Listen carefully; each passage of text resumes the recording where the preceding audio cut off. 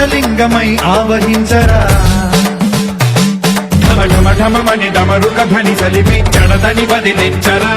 శ్రీవాయులింగమై సంచరించరా అడుగున తన తనువున నిలిచి చలనమే కలిగించరా